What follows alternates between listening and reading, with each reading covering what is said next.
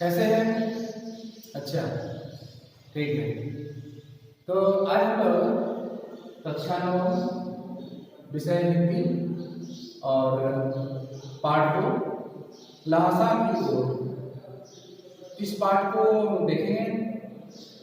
इस पाठ के लेखक राहुल शंकराचार्य हैं।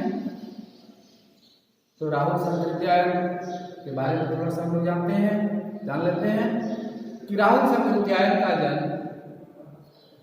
सन 1893 में उसके ननिहाल गांव बंदाहा और जिला आजमगढ़ जो कि उत्तर प्रदेश है वहां उनका जन्म हुआ। उनका पैतृक गांव कनेला था और उसका वास्तविक नाम केदार पांडे था। लेकिन जब वे श्रीलंका जाकर वहाँ बौद्ध धर्म से बहुत प्रभावित हुए और उन्होंने बौद्ध धर्म को अपना लिया। तब से उनका नाम राहुल शंकराचार्य पड़ गया। राहुल शंकराचार्य बौद्ध धर्म से बहुत प्रभावित हुए। बौद्ध धर्म में अहिंसा, मानवता, भाईचारा, एक दूसरे की मदद करना, अर्थात वह महात्मा बुद्ध के उपदेशों से बहुत ही प्रभावित हुए। तब जो है उन्होंने अपना धर्म को बदल दिया। और इसमें बताया गया है कि यह पाठ यात्रा वृत्तांत यात्रा विकसित है। लेखक 1930 में यह बौद्ध धर्म परिवर्तन किया था। तो उस धर्म को बारीकी से जानने के लिए उन्होंने तिब्बत जाने का निश्चय किया। उनका एक मित्र था बौद्ध भिक्षु जिसका नाम था सुमति। वह उनके साथ वहां जाने की योजना बनाई। उन्होंने उनके साथ वहां जाने की योजना बनाई और उनके साथ वे चल पड़े। तिब्बत में भारतीयों का जाना मना था, वहां कोई जा नहीं सकता था, मना ही थी। तब क्या किया, वहां जाने के लिए उन्होंने एक भिखारी का रूप अपना लिया। लेखक अपने मित्र सुमति के साथ वहां गया और उस समय क्या बताया गया इसमें कि भारतीयों को वहां यात्रा करने पर रोक था। तब वह भिखमंगे के रूप में वहां जाने के लिए तैयार हुआ। वह भिखमंगे के रूप धारण किया और वह सुमति के साथ नेपाल के रास्ते से वह चल पड़ा। कहाँ? तिब्बत की यात्रा पर। यह रास्ता व्यापारिक के साथ साथ सैनिक रास्ता भी था। इसलिए हर जगह फौजी चौकियां और किले थे जिसमें कभी चीनी पलटन रहा करती थी, उनके सैनिक की टुकड़ियां वहां रहा करती थी। आजकल वहां जो है वहां के किसान उस जगह को अपना बसेरा बना लिया, उस किले को अपना बसेरा बना लिया, रहने का जगह बना लिया। ऐसा ही परित्यक्त मतलब पूर्ण रूप से छोड़ा गया। एक चीनी किला था। लेखक वहां चाय पीने के लिए रुका था। तो वहां क्या था, उस स्थान में कुछ घर थे, छोटा सा गांव था। जाति पाति छुआछूत का भेदभाव नहीं था। लेकिन वहां के लोग निम्न वर्ग के भिखमंगे को घर के अंदर जाने नहीं देते थे, क्योंकि कुछ चोरी हो जाता, इसके डर से वे घुसने वहां नहीं देते थे। लेकिन आप कितने भी अनजान क्यों न हो, कितने भी अपरिचित क्यों न हो, घर के भीतर जाकर वहां की स्त्रियों को अपनी झोली से चाय, मक्खन ये सब निकाल के देते और वे क्या करते, आपके लिए वे चाय बना देते। चाय में नमक, सोडा, मक्खन ये सब डाला जाता था, आप उनको दे देते और वे सभी क्या करते, वहां की स्त्रियां आपके लिए ये सब चाय बना के दे देती। इतने खुले विचारों के थे वे लोग। वहां की स्त्रियां वहां पर्दा नहीं लेते थे।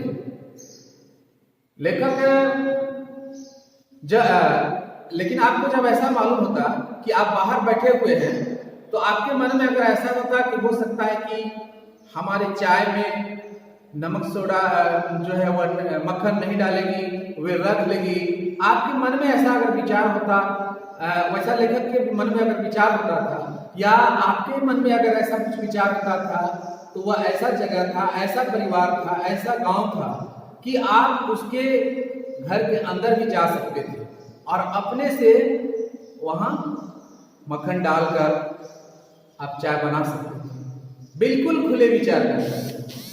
लेकिन जब प्रत्यक्ष चीनी किले से जब लेखक आगे चलने लगे, आगे बढ़ने लगे, तब एक आदमी जो है राहदारी मांगने लगा। तब क्या किया, तो उन्होंने उनके यानी अपना और उसका जो मित्र था सुमति, दोनों की चीटें दी। दोनों चीटें क्या होता है, चीटें जो है वह किसी अधिकारी से लिखाया हुआ, जो कि वह एक तरह से पास उसको कहा जाता है, उस तरह से लिखाया गया था और उसे वह दे दिया। तब जो है वे अब क्या, अब उसको जाने के लिए दे दिया गया। अब वे थोड़ला की ओर, यानी कि दोनों थोड़ला पहुंचने से पहले एक आखिरी गांव था, उसको पार करने के बाद ही वह थोड़ला पहुंचता।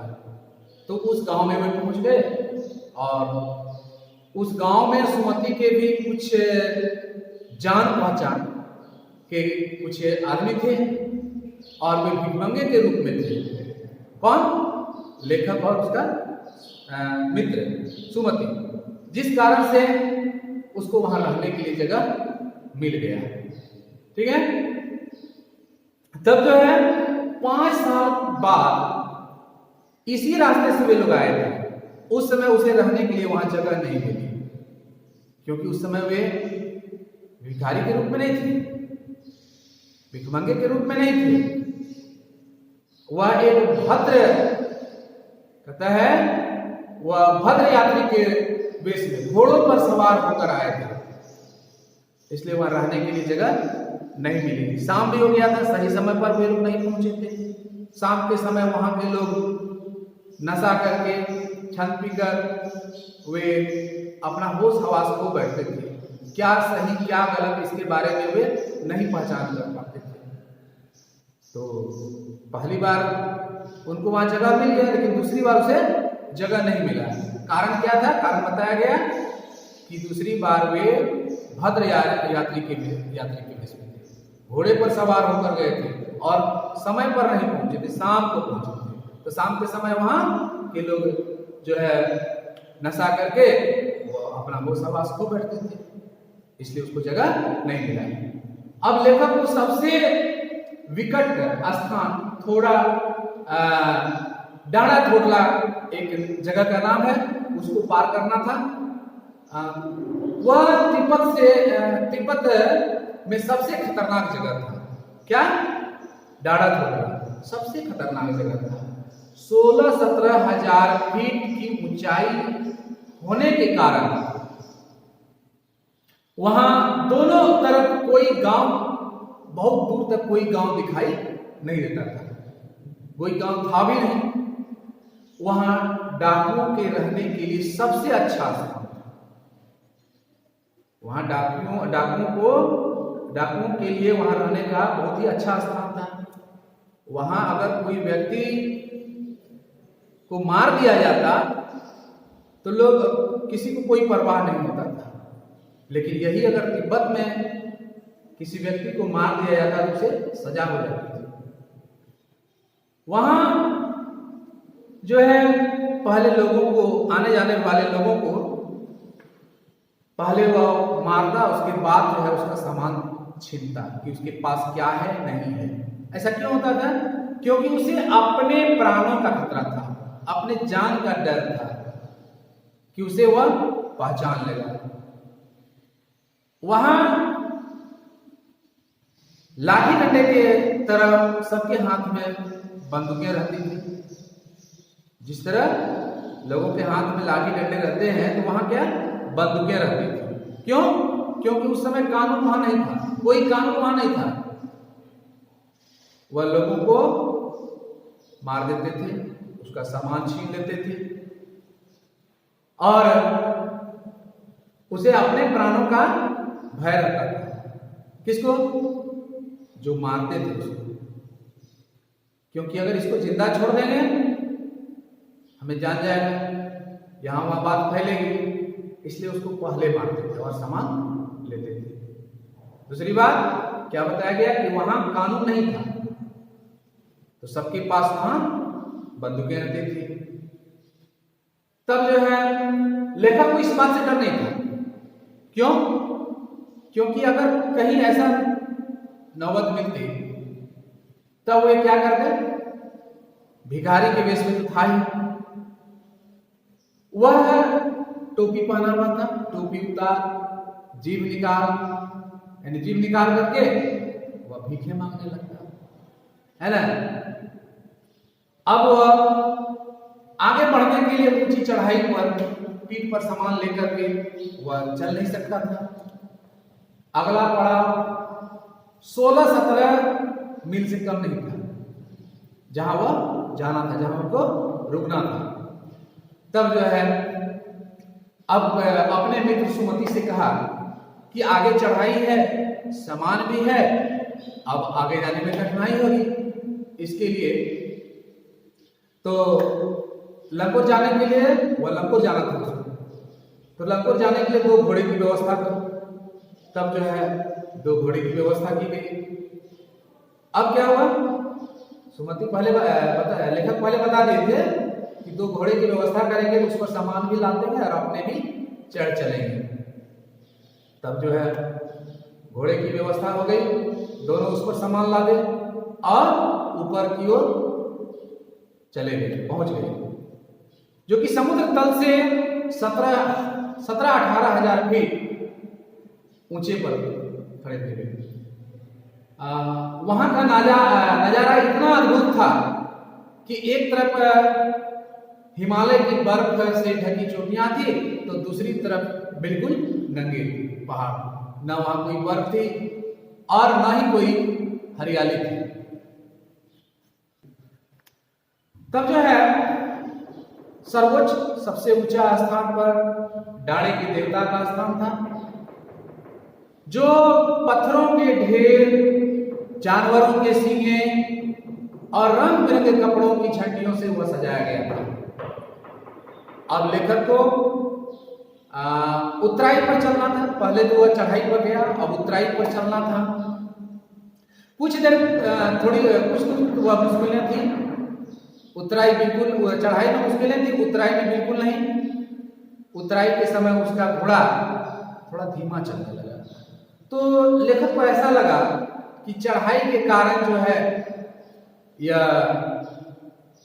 कुछ थकावट हो गई, जिसके कारण जो है यह धीमा चल रहा है। वह उसको मारना नहीं चाहता था, क्योंकि उसको पता था कि चढ़ाई के कारण यह थक गया है। वह धीरे धीरे जा रहा था, वह झूमते हुए जा रहा था, उसको पता ही नहीं चलता था कि घोड़ा आगे जा रहा है या पीछे जा रहा है। वह झूमते हुए जा रहा था, सुस्त था। तब क्या हुआ, पीछे जब घूम करके देखा तो कोई साथी नजर नहीं आ रहा था। उसके साथ कुछ साथी लोग भी थे, कोई साथी नजर नहीं आ रहे थे। तब थोड़ी दूर जब गया, वहां कुछ गांव मिला, लोगों से पूछा कि लंगोर जाने का रास्ता यही है ना? तो उसे पता चला कि नहीं। उन्होंने बताया कि लंगोर जाने के लिए आपका रास्ता पीछे छूट गया। वहां क्या था, रास्ता 2 मुड़ा हुआ था, 2 रास्ते थे, तो वहां गलत रास्ते में लेकर चले गए। तब वहां से फिर वहां तक मुड़ने वापस आने में कुछ समय लगेगा ही, तब तक में उसका साथी सुमति बहुत आगे बढ़ गया था, क्योंकि वो सही रास्ते में गया था। तो जब वहां पहुंचा, सुमति उसका इंतजार कर रहा था। अब इसको डर भी लग रहा था कि सुमति जो है अभी गुस्से में हो जाएगा। तो उन्होंने बताया कि मैं यहाँ रुक करके 3-4 बार चाय भी पी लिया, कितनी देर लगा दिया है। तो इन्होंने अपनी गलती स्वीकार, इन्होंने कहा, किसने देखा नहीं कि हमारा इसमें क्या गलती है। घोड़ा भी सुस्त चल रहा था, रास्ता भी भटक गए। तब जो है सुमति जो है वह जितना जल्दी गुस्सा करता था उतना जल्दी वह ठंडा भी हो जाता था। ठीक है, तो यहां तक का ये है। तो अब जो है, तो यहाँ जो है लेखक किस तरह अपने साथियों से बिछुड़ गया, आप इसका देख लिए। अब देखिए कि लंकोर में एक अच्छे जगह पर वे ठहरे। वे लंकोर पहुंचे। लंकोर जाने के बाद वे एक अच्छे जगह पर पहुंचे। वहां भी उनके अच्छे यजमान थे, किसके? सुमति के। वहां खाना पीना हुआ। उसके बाद वे टिहरी के विशाल मैदान में पहुंच गए। खाना पीना जब हो गया, उसके बाद जो है टिहरी के विशाल मैदान में गए। और जब वहां पहुंचे तो वह पहाड़ों से घिरा हुआ टापू सा मालूम होता था। क्या? वह विशाल मैदान, टिहरी का विशाल मैदान, वह पहाड़ों से घिरा हुआ टापू सा मालूम होता था, जिसमें दूर एक छोटी सी पहाड़ी, उसी टापू छोटी सी पहाड़ी दिखाई पड़ती थी। उसी पहाड़ी का नाम चिगरी समाधि गिरी था। वहां भी सुमति के बहुत सारे यजमान थे। तब जो है वे वहां जाना चाहते थे। कहाँ? अपने यजमान के पास जाना चाहते थे। लेकिन यजमान तो समझते हैं कि यजमान क्या होता है। वे अपने, जैसे वे गुरु हुए, वे उन्हें कुछ बताते थे, उन्हें कुछ उपाय बताते थे।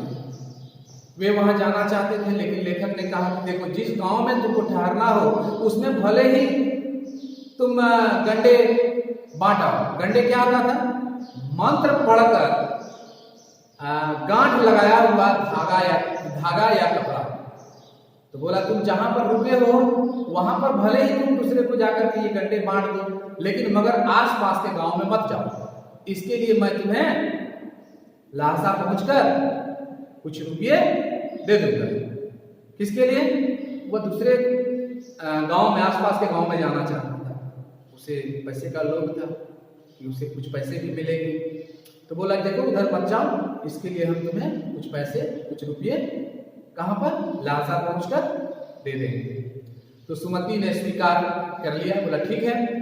दूसरे दिन वे दोनों तिब्बत की धूप, बहुत तिब्बत की में वहां गया, बहुत धूप थी। उस धूप की गर्मी को वे सहन करते हुए वह आगे बढ़ा। सुमति के पास होता है कि वहां जो है सुमति के परिचित टिहरी, अर्थात क्या है, तो टिहरी में भी सुमति के परिचित थे। अब वह एक और यजमान से वहां मिलना चाहते थे। कौन? सुमति। इसलिए आदमी मिलने का बहाना कर वह शेखर विहार की ओर चलने के लिए कहा। तिब्बत का जमीन बहुत अधिक छोटे बड़े जागीरों में बटी थी। अपनी जागीर के हर एक जागीरदार कुछ देते, मतलब कुछ खेती करते, खुद भी करता है। शेखर विहार में एक मंदिर था जिसमें कंजूर के हस्तलिखित 103 पोथियां रखी हुई थी। तो लेखक का आसन भी उसी जगह था। तब जो है एक एक पोथी 15-15 सेर से कम न थी। सुमति फिर आसपास के गांव में जाने के बारे में पूछा कि हम आसपास के गांव में जाना चाहते हैं, अपने यजमानों से मिलना चाहते हैं। तब जो है उस समय लेखक जो है वह पुस्तकों में रम गया था, पुस्तक पढ़ने में रम गया था। तब जो है वह उसे जाने के लिए कह दिया। दूसरे दिन वे वहां चले गए और दोपहर होते होते फिर वह वापस आ गए। दोनों अपना सामान अपने अपने पीठ पर लादे और भिक्षु नसमी से विदाई लेकर वहां से चल पड़े। तो हम लोग इस पाठ में हम लोग देख लिए कि राहुल सकृत्यायन जो है वह बौद्ध धर्म को अपनाया था, उसे वो प्रभावित होकर के अपनाया था। बौद्ध धर्म उसे बहुत अच्छा लगा, उसमें उसके उपदेशों को वे सुनकर प्रभावित हुए थे। और हम लोगों ने यह भी देखा कि वे किस तरह अपने साथ लेखक किस तरह अपने साथियों से बिछुड़ जाते हैं, यानी कि यात्रा के क्रम में किस तरह अपने साथियों से बिछुड़ जाते हैं। और हम इस यात्रा वृत्तांत में तिब्बती समाज के बारे में जानकारी प्राप्त की कि वहाँ का समाज कैसा था, लेखक को किस किस तरह के कठिनाई किस किस तरह की कठिनाई को झेलना पड़ा, यात्रा में उसे कैसा अनुभव प्राप्त हुआ। बहुत कुछ सीखने को भी मिला, अज्ञात जगहों पर भी वे गए, वहां के बारे में भी जाने। इस तरह ये लहासा की ओर अर्थात ये क्या तिब्बत की राजधानी थी। ठीक है, ऐसा है कि आप इस लहासा की ओर पाठ जो है आपको समझ में आ गया होगा। ठीक है, धन्यवाद।